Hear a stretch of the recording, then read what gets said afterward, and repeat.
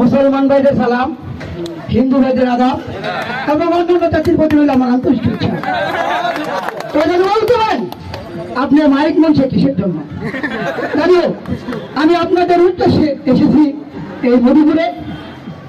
আমার উস্তাদ ছিল কবিরাজ জসিমউদ্দিন, গত কয়েকদিন আগে গত হয়ে গেছে, রেখে গেছে আমাদের।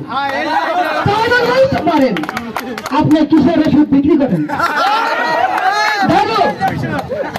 আমি ওষুধ নিজে বানাই, নিজে বিক্রি করি, আমার স্ত্রী বানায় না, আমি বিক্রি করি না।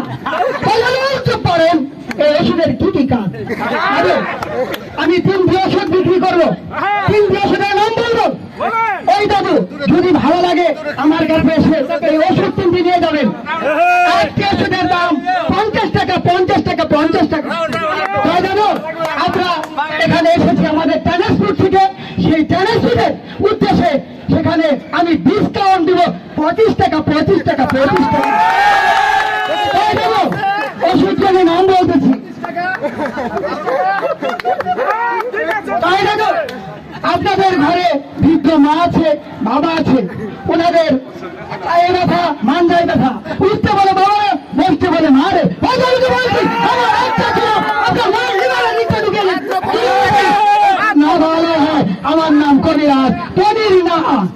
তাই দাদু আপনারা বলতে পারেন এই ওষুধটা আপনি খেয়ে দেখেছেন? আমার তো কোনো অসুবিধা হয় না দাদু, আমি খাবো কেন? তাই দাদু আপনাদের কথা আমি সবসময় মনে রেখে এই ওষুধটি তৈরি করেছি। দাদু ওষুধটি আপনারা নিয়ে রাখেন, নিয়ে রাখেন, নিয়ে রাখেন। 25 টাকা, 25 টাকা, 25 টাকা, মাত্র 25 টাকা।